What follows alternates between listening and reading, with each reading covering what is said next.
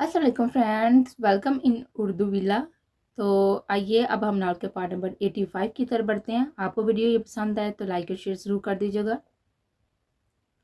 वह थकन से बेहाल हूर और आयजा के साथ ही अपने रूम में चली आई थी। हूर उसे बेड पर एहतियात से बैठा कर खुद भी उसके पास ही बैठ गई थी, जबकि आयजा सनम को डेकोरेटेड बेड पर सुकून बैठे देख कर उसकी पिक्स क्लिक करने लगी थी।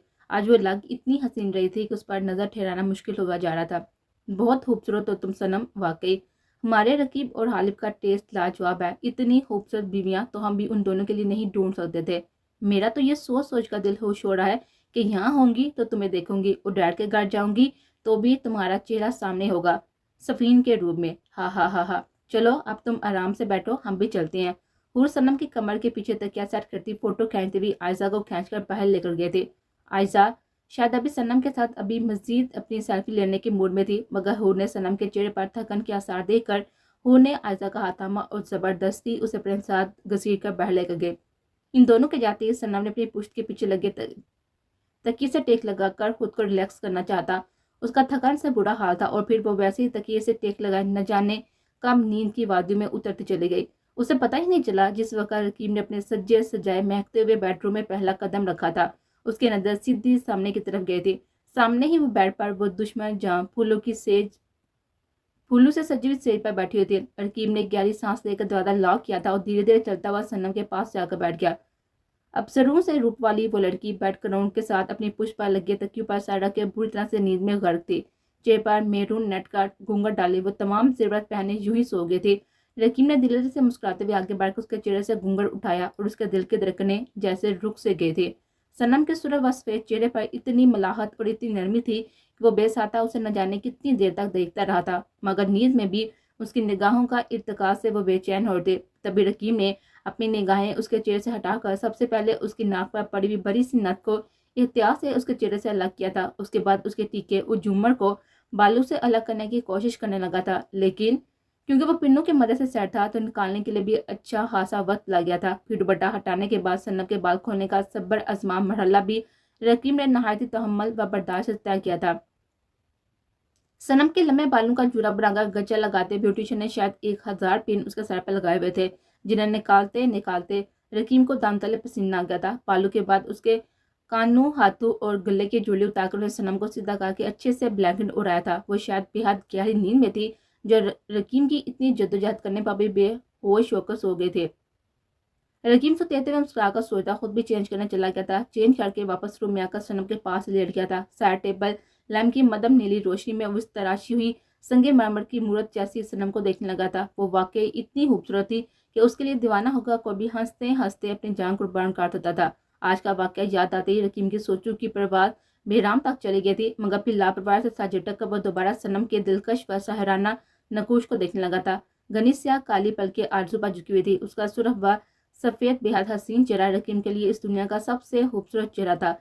तभी उसे दीवानावार तकते तकते रकीम ने उसे अपने करीब कर लिया था। उसने धीरे से सनम को अपनी बाहों में लेकर अपने सीने से लगाते हुए आंखें मोड़ दी थी। यह हक मलकियत का एहसास था, या वो आज उसे अपने बेहद करीब देकर खुद को इसकी मौजूदगी का यकीन दिलाना चाहता था। यह जो भी एहसास था इतना कवि और मजबूत था कि वरकीम शाह, जो कि हमेशा सनम को सामने पाकर अपनी नजर तक झुका लेता था, आज बिला झिझक उसे अपने सीने से लगाकर न जाने कब वो खुद भी सो गया था। मिरोसा लॉन्च में बैठी हुई आदि का इंतजार करती। लंच टाइम हो चुका था। आरफा उसे खाने के लिए बुलाने आई थी, मगर उसने आदि के साथ खाने का कहकर आरफा को मना कर दिया था। आरफा उसका जवाब सुनकर हैरान सी वापस चली गई थी। आयस अब तक सो रहा था। अभी वो अपना फोन उठाकर आदि का नंबर बुलाने की सोच रही थी कि तभी वह हंसता मुस्कुराता बंदा चलाया था। उसके चेहरे के साथ ही सोफे पर बैठकर अपना एक हाथ तबू पर मुट्ठी की सूरत जमाई उसको देखने लगा। आंखों में मचलती शरारत, लबों पर फैली मुस्कुराहट बता रही थी कि वह बहुत खुश था। एंजल, क्या बात है? कोई काम है आपको? मुझे क्यों बुलाया है? मिरोसा की घुटती हुई निगाहों को देखकर वह महजूज सा बोला था, और मिरोसा ने बिना उसे जवाब दिए नजमा को आवाज दी थी, जिसकी एक आवाज पर फौरन दौड़ी चली आई थी। जी मालकन, वह मोदम से मिरोसा से बोली, हमारे लिए जल्दी से खाना लगाओ। मिरोसा के अंदाज पर सोफे पर बैठा हुआ आदि जी बढ़कर हैरान हुआ था। ये आज उसके अंजल के अंदर अचानक मालकाना अंदाज कैसे पैदा हो गए थे? आदि तो भी उसके फोन कॉल वाले झटके से नहीं संभला था, और अब वो फिर से उसे एक नया शौक दे रही थी। मगर वो खामोशी से सब कुछ मुस्कुराते हुए एंजॉय करा था, और फिर नजमा उसके हुक्म के मुताबिक इन दोनों का खाना जल्दी से सर्व कर गए थे। जल्दी जल्दी खाना खाओ, काम है तुमसे एक। मिरोसा ने उससे अपने सामने बैठी आदित से कहा था, जो हंस भी आता उसके लिए प्लेट में खाना निकाल रहा था। मिरोसा की बात पर खामोशी से इस बार में साय हिलाते हुए अपनी प्लेट में भी खाना निकाल कर खाने लगा था। इस दौरान दोनों ही खामोश रहते। खाने से फ्री होकर मिरोसा ने नजमा को आवाज दी थी और दोबारा उसके सामने आकर थे, वो सामान लाओ जो शायद लाया है। मिरोसा ने नजमा से कहा था और फिर गर्दन मोड़कर आदि को देखा था। वो खामोशी से उसको देख रहा था। नजमा ने एक कागज का बड़ा सा शॉपर लाकर मिरोसा को दिया था, जिसमें हाथ डालकर मिरोसा ने 2 टैबलेट के स्ट्रेप्स निकाले थे। उसने रूहान से कह दिया था कि हर मेडिसिन पर उसे लेने की टाइमिंग लिख दे। आदि ने उसके हाथ में अपनी मेडिसिन देखकर हैरत से मिरोसा का चेहरा देखा था। उसने ये मेडिसिन शायद से कहाँ से मंगवाई, ये तो खत्म हो गई थी। और मिरोसा को उसके बारे में कैसे पता चला? आदि ने सोचते हुए अपनी पॉकेट से फोन निकाला। रूहान की 3 मिस कॉल, यानी ये रूहान का कारनामा है। उसने एंजल को बताया, मैंने कॉल पिक नहीं की तो यहाँ पर कॉल कर दी कमीने ने। अगर एंजल ने मेरी ज्यादा क्लास ली तो हॉस्पिटल जाकर मुंह तोड़कर आऊंगा नकम्मे डॉक्टर का। आदि ने गुस्से से सोचा था, हाँ रूहान भाई ने ही कॉल करके बताया है मुझे और ये सब किया है। क्यों ड्रामे लगाकर सबको परेशान करते हो? क्या मिलता है तुम्हें ये सब करके? हाथ आगे करो अपने। मिरोसा को अपने आदि के हाथ देखने थे। मिरोसा को अब आदि के हाथ देखने थे। आदि ने झिझकते हुए उसके सामने अपना हाथ फैला दिया था, जिस पर हल्के हल्के कट्स के निशान अभी मौजूद थे। मिरोसा ने घूरकर आदि को देखा और शॉपर में रखी छोटी कैंची निकाली थी, जो दवाइयों के स्टेप्स काटने को उसने नजमा से रखवाए थे। आज मैं भी अपने हाथ पैर काटूंगी, देखो तो सही कैसा लगता है जब यूं जिस्म पर कट लगाते हुए। कहने के साथ ही मिरोसा ने कैंची खोली और अपना बायां हाथ फैलाया था। उससे पहले कि वो अपने हाथ को काटती, आदि ने झपट कर उसे कैंची छीनी थी।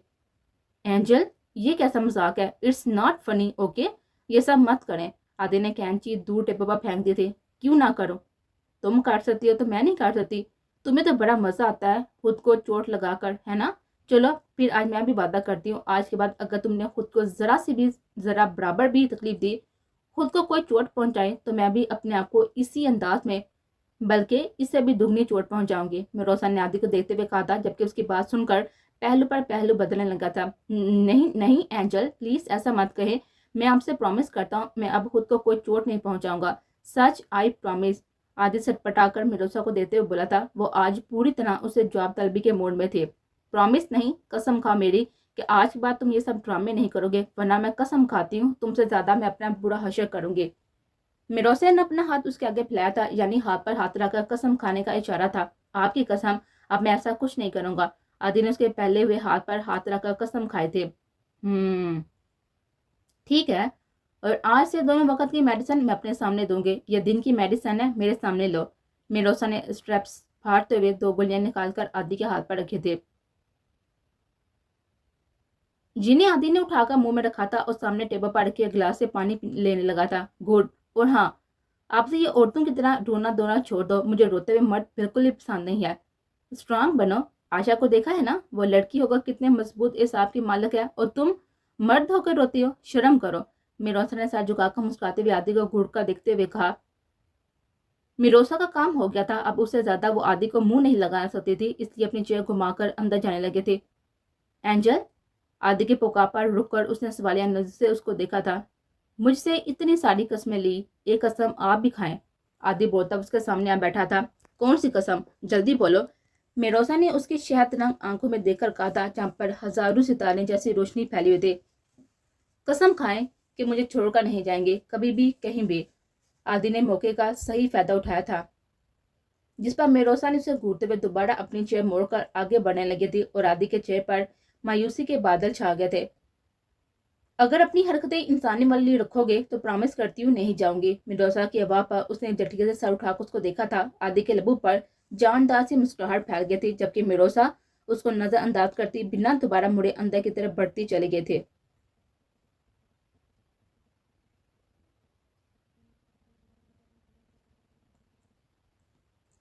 आदि अमंगो बड़े दिल के साथ ही कमरे में दाखिल हुआ था। उसे कमरे में पहुंचते हुए खासी देर हो गई थी। बाकी तीनों के मीने तो सबको जान सा देकर भाग निकले थे, मगर वो भाइयों के नड़के में फंस कर आ गया था। उसके सारे भाई आज के हादसे पर तबादला ख्याल करते करते इन चारों की टांग खींचना शुरू कर चुके थे।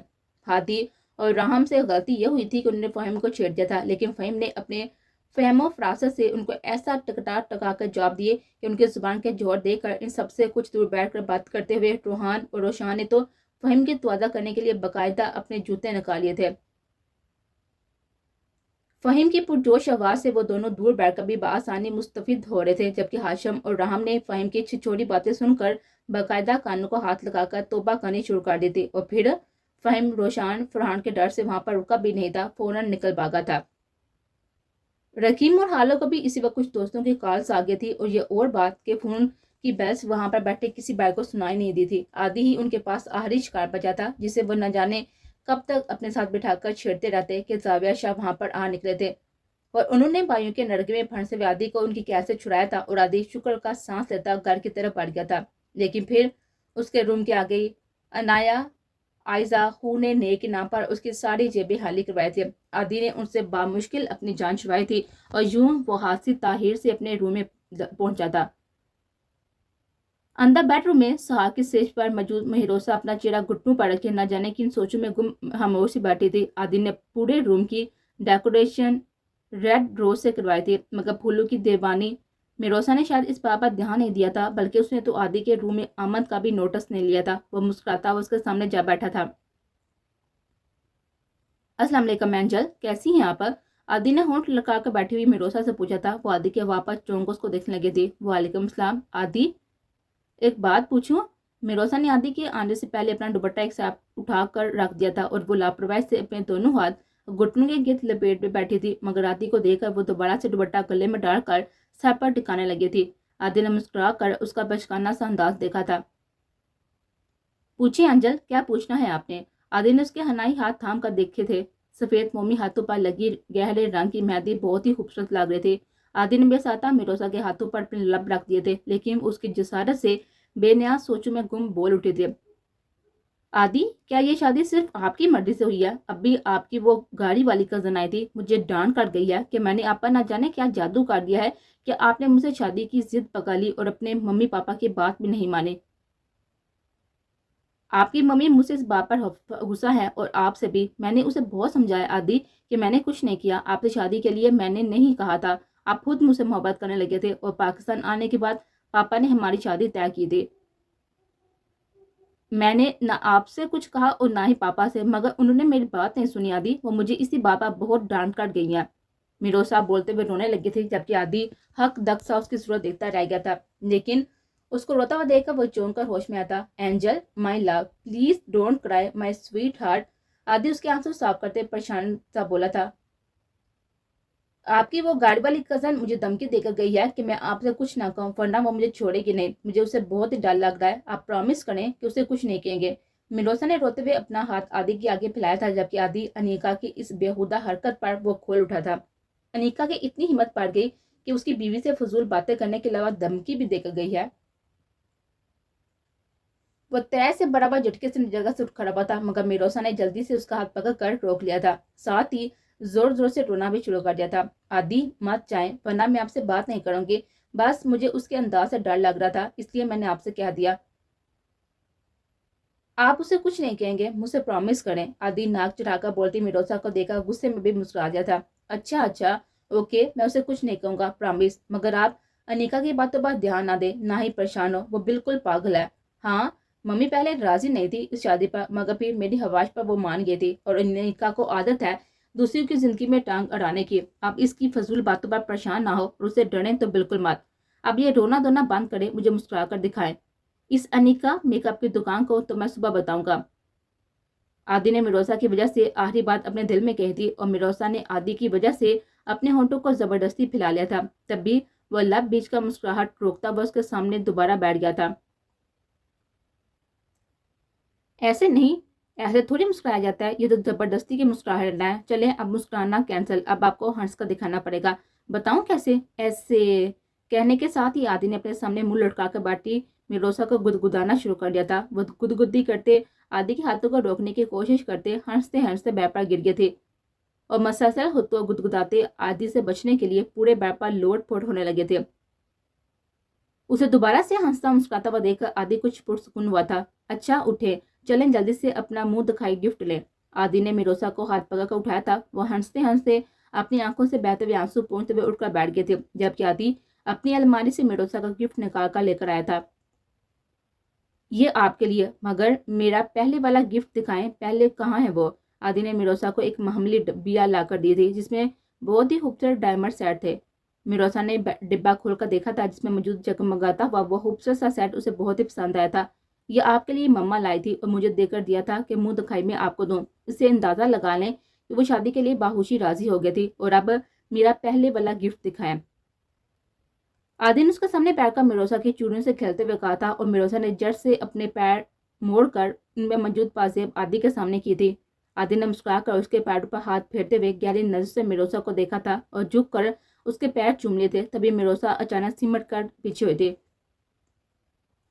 एंजल, आज आप बहुत ही खूबसूरत लग रही हैं। आदि ने बहकी हुई नजर से अपने सामने बैठी इस हसीन छोटी सी लड़की गुड़िया को देखा था और एक एक करके उसकी ज्वेलरी उतारनी शुरू कर दी थी। आदि ये वो मिरोसा उससे हाइफ होती मजीद दूर हुई थी और आदि मिरोसा की ज्वेलरी उतारते हुए उसके चेहरे पर जगह जगह मोहरे मोहब्बत सबत करना शुरू कर देती। उसकी जसारतें मिरोसा को बुखलाहट में मुतला करती।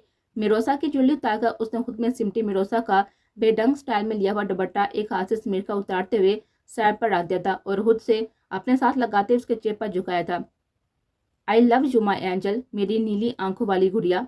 मिरोसा को अपनी बाहों में समेटते हुए उसे सटपटाते मनमनाते देखकर आदि ने मुस्कुराकर उसके कान में सरगोशी की थी और धीरे से उसके खूबसूरत लबों पर अपने होंठ रखते हुए उसने लाइट ऑफ कर दी थी। शायरी, मैं घर से बात कर रही हूँ, यानी लाहौर आ चुकी हूँ। महबूब अफंदी ने शायरिया साहब को कॉल किया था और उसके हेलो कहते ही शुरू हो गए थे। अस्सलाम वालेकुम महबूब, शुक्र है कि आ गई आप। Welcome to home Mrs Shayria Afandi, I missed you. Shayria sahab की मुस्कुराती आवाज़ पर महबूब के लबों पर भी मुस्कुराहट आ गए थे। वालेकुम सलाम, मैंने भी आपको बहुत ही मिस किया शायरी, इसलिए आपको सरप्राइज देने के लिए बिन बताए आ गई, लेकिन आप लोगों ने मुझे ही सरप्राइज कर दिया। सुना है कि आदि 3-4 दिन से घर से गायब है, कहाँ है वो? और आपसे मेरी मसलसल बात होती रही है, फिर भी आपने मुझे कुछ नहीं बताया। क्या आप बताना पसंद करेंगे कि आपका बेटा कहाँ है इतने दिन से?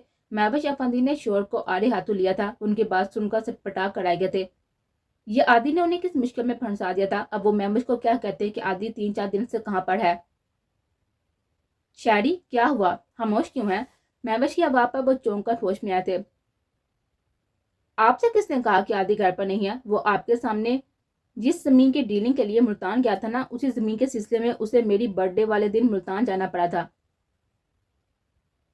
रकीम को भी उसी दिन किसी केस के सिलसिले में मुल्तान जाना था, तो ये दोनों वहीं पर रुके हुए थे। फिर आदि ने जो घर खरीदा था उसमें कुछ रेमिनेशन का काम करवाना था, तो मुल्तान से वापसी पर वो 2 दिन से वहीं पर था। शायरिया साहब ने बेटे की वजह से बीवी से झूठ बोला था। सच कह रही है ना शायरी? महबूब को पता था कि शायरिया साहब झूठ नहीं बोलते, मगर फिर भी उन्होंने तस्दीक करना जरूरी समझा था। जी बेगम साहिबा, सच कह रहा हूँ। अब ये वक्त भी आना है आपको किस बात का भी यकीन दिलाना पड़े कि ये बंदा नाचीज आपसे झूठ बोले कि जो साथ नहीं कर सकता। शायरिया साहब के शिकवे ने महबूब को मुस्कुराने पर मजबूर कर दिया था।